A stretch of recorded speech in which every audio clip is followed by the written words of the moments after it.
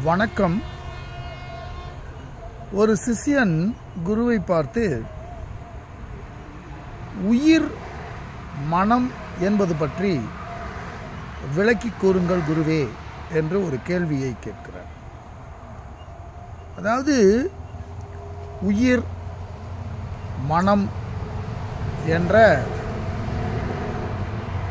இரண்டு விஷயங்கள் பற்றிய ஒரு விளக்கம் தேவை என்பதாக அந்த கேள்வி அமைகிறது. அப்பொழுது குரு, இந்த உயிர் என்பதும் சிதாபாசம் என்பதும் ஆத்மா என்பதும் நான் என்பதும் ஒரே விஷயத்தை குறிக்கின்ற பல்வேறுபட்ட சொற்களாகிறது. அதாவது இந்த உயிர் என்பதனை நாம் என்ன பொருளிலே புரிந்து கொள்கிறோமோ அதையே நாம் அகங்காரம் என்பதனையும் இன்னொரு வடிவத்திலே புரிந்து கொள்கிறோம். சிதாபாசம் என்று ஒரு வடிவத்திலே புரிந்து கொள்கிறோம். ஆத்மா என்று ஒரு வடிவத்திலே புரிந்து கொள்கிறோம். பிரம்மம் என்று ஒரு வடிவத்திலே புரிந்து கொள்கிறோம்.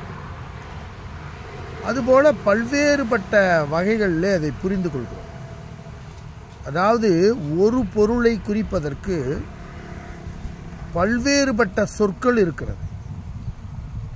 அதனை சுலபமாக நாம் விளங்கிக் கொள்ள வேண்டும் என்றால், இப்போ நீர் என்ற ஒரு சொல் இருக்கிறது. கடலில் அது இருக்கும்போது அது கடல் என்று பெயர் வருகிறது. அதே நீர் ஒரு ஆறிலே ஓடிக்கொண்டிருக்கும் போது அதை ஆறு என்று சொல்லுகிறோம். அதே நீர் ஒரு குளத்திலே தேங்கி இருக்கும்போது அதனை குளம் என்று சொல்லுகிறோம். கண்மாய், ஏரி என்று பல்வேறுபட்ட அது இருக்கின்ற இடத்தையும் அதனுடைய தன்மையையும் பொறுத்து அதனை நாம் பலவாக புரிந்து கொள்கிறோம். அதே நீர் வானத்திலிருந்து கீழ் நோக்கி வரும்போது அதை மழை என்கிறோம். அதே நீர் ஒரு மலையினுடைய சாரலிலே மேலிருந்து கீழாக வரும்போது அதை நீர்வீழ்ச்சி என்கிறோம். அப்போ இது மாதிரி ஓடை, இந்த மாதிரி பல்வேறுபட்ட வகையிலே ஒரு நீர் இருக்கின்ற இடத்துக்கு தகுந்தது போல நம்ம பல்வேறுபட்ட சூழ்நிலைகளில் அதற்கு பெயர் வைத்து அழைப்பது போல.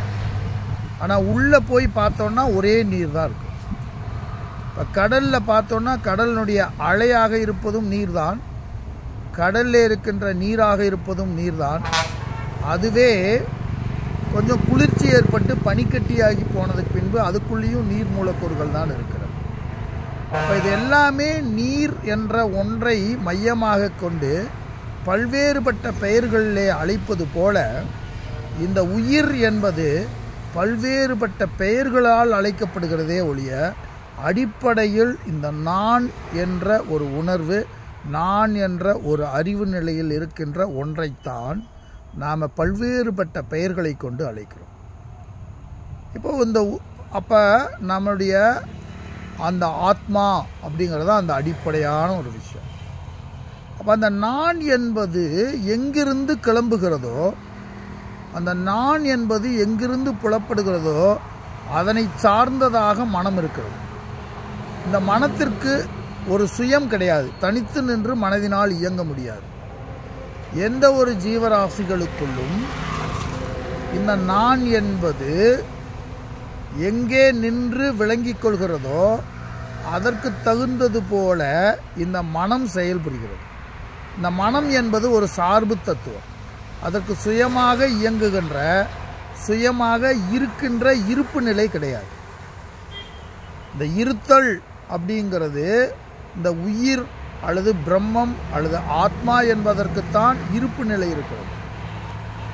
இந்த மனம் என்பதற்கு அதுக்கு சுயமான இருப்பு நிலை கிடையாது. அது ஒரு சார்பு தத்துவம். அதை உதாரணத்தோடு நம்ம புரிந்து கொள்ள வேண்டும் என்றால், இப்போ ஒரு துணி இருக்குது, அந்த துணியில் வர்ணங்கள் இருக்கிறது. இப்போ ஒரு பச்சை கலராகவோ ஒரு சிவப்பு கலராகவோ அப்படி கருப்பு கலராகவோ ஒரு வர்ணம் இருக்கிறது. அந்த வர்ணம் அந்த துணியை சார்ந்து இருக்கிறது. இந்த துணியை எரித்து விட்டால் அந்த வர்ணமும் சேர்ந்து எரிந்து போகிறது. ஆக அந்த வர்ணம் மட்டும் தனித்து நிற்க முடியாது. அந்த வர்ணம் இருக்கணும்னா, அந்த வர்ணம் நிற்கணும்னா அதற்கு ஒரு இருத்தலின் மேலே தான் இந்த சார்புத்தன்மையுடைய இருத்தல் இருக்க முடியும்.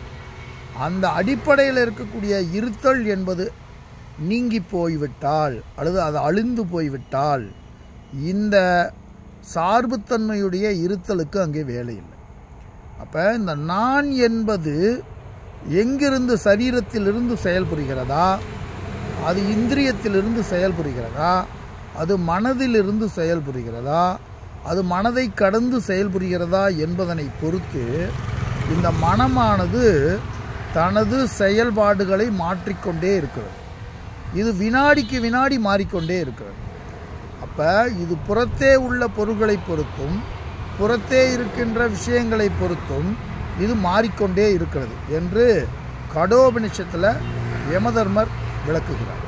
அப்போ ஒன்றை விட ஒன்று பெரிது என்று அவர் விளக்கி சொல்லும்போது இந்திரியங்களை விட புற உலகத்தில் இருக்கின்ற பொருட்கள் வலிமையானவை அல்லது பெரியவை, அதைவிட மனம் பெரியது, அதைவிட புத்தி பெரியது என்று ஒவ்வொன்றாக பெரிதாக்கி கொண்டு போகும்போது சமஷ்டி வெஷ்டி என்ற நிலையில் ஒருமை பன்மை என்ற அனைத்தையும் ஒருங்கிணைத்த ஒரு தத்துவத்தை விளக்குகிறார்.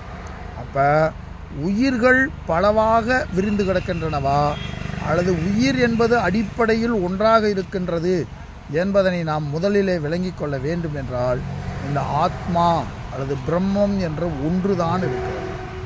அது பல்வேறுபட்ட வடிவங்களாக அது மாயையினால் அது பிரிந்துபட்டு இருப்பது போல் தோன்றுகிறதே ஒழிய நமது அறிவினால் இந்த பிரிவுபட்ட அனைத்தையும் ஒருங்கிணைத்து இவை அனைத்தையும் அனாத்மா என்று பிரித்து கழித்து நாம் ஆத்மாவில் நிலை பெறும்போது அந்த உயிர் தத்துவம் நமக்கு விளங்கி போய்விடும். அந்த உயிர் தத்துவம் அடிப்படையில் ஒன்றுதான், அது ஒன்றுதான் அனைத்துக்கும் சாட்சியாக இருந்து கொண்டிருக்கிறது.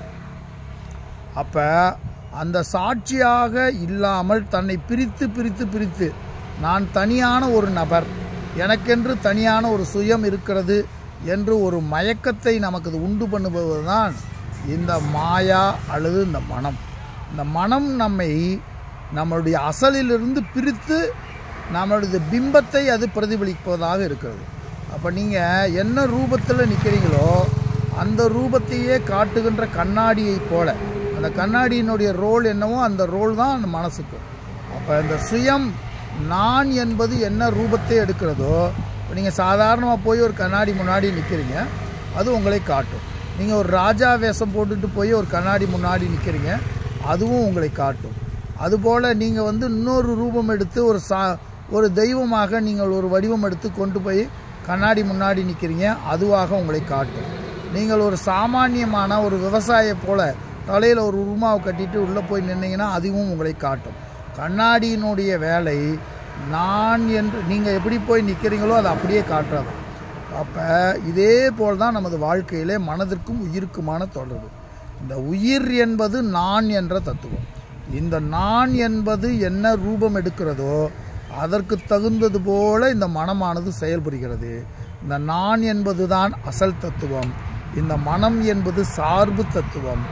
இந்த நான் என்பது இருக்கும் வரைதான் மனம் என்பது இருக்கும். இந்த மனம் என்பது உண்மையானது அல்ல, இது ஒரு நிழலை போன்றது, அதாவது அது மித்யா. இந்த நான் என்பது அசல் நான் என்பது தான் சத்தியம். இந்த அகங்கார நான் என்பது சத்தியம் அல்ல, இது இந்த மனதுடன் கூடிய ஒரு நான் என்ற தத்துவம். எனவே இந்த நான் என்பதனையும் இந்த மனம் என்பதனையும் தெள்ளத் தெளிவாக யாரொருவர் அறிந்து கொள்கிறாரோ அவரால் தான் வாழ்க்கையை எளிமையாகவும் இனிமையாகவும் வாழ முடியும்.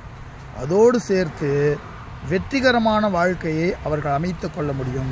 இவை எல்லாமே மித்யா என்று கழித்துவிட்டு நிஜமான நானில் நானாக அமரும்போது அதுவே ஞானமாக நிலை பெறும் என்று அந்த சிஷ்யனுக்கு குரு விளக்கி கூறுகிறார். நன்றியும் வணக்கம்.